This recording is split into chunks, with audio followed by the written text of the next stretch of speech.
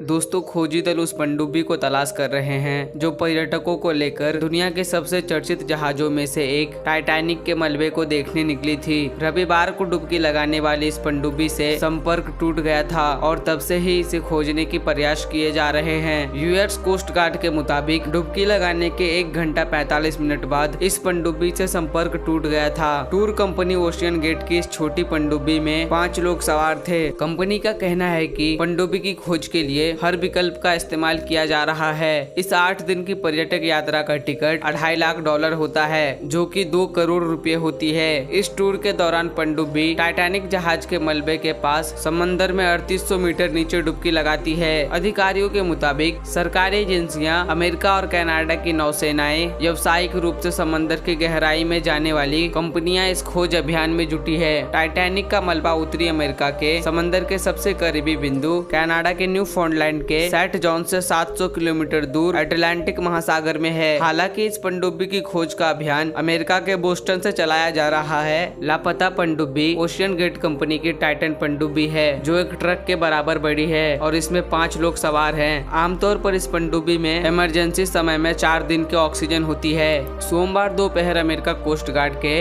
Rear admiral John मॉगर ने एक press meeting में कहा कि हम अनुमान लगा रहे हैं पनडुब्बी को खोजने के लिए हमारे पास 70 घंटों से लेकर 96 घंटे तक का समय है। उन्होंने यह भी कहा कि पनडुब्बी के तलाश में 2 विमान और एक पनडुब्बी और सोनार से लैस तैरते बांध लगाए गए हैं। हालांकि उन्होंने यह भी कहा कि जिस इलाके में ये खोज अभियान चल रहा है वो बहुत दूर है। अभियान में मुश्किलें भी आ रही है। रियल एडमिरल ने कहा कि बचाव अभियान में लगे लोग इस अभियान को व्यक्तिगत रूप से ले रहे हैं और पनडुब्बी में सवार लोगों को बचाने का हर संभव कोशिश किया जा रहा है। ब्रिटेन के अरबपति कारोबारी हामिश हॉन्डिंग के परिवार का कहना है कि वो भी इस पनडुब्बी पर सवार है। 28 वर्षीय हॉन्डिंग एक एक्सप्लोरर भी है। पिछले सप्ताह हॉन्डिंग ने सोशल मीडिया पर कहा था कि मुझे ये बताते हुए गर्व हो रहा है कि मैं टाइटैनिक के मलबे तक जाने वाले अभियान का हिस्सा हूँ। उन्होंने यह भी कहा कि न्यूफाउंडलैंड में पिछले 4 दशकों की सबसे भीषण सर्दी की वजह से 2023 में टाइटैनिक तक जाने वाला यह अकेला मानवीय मिशन भी हो सकता है। बाद में उन्होंने लिखा कि मौसम की वजह से एक मौका बना है और हम कल डुबकी लगाने का प्रयास करेंगे।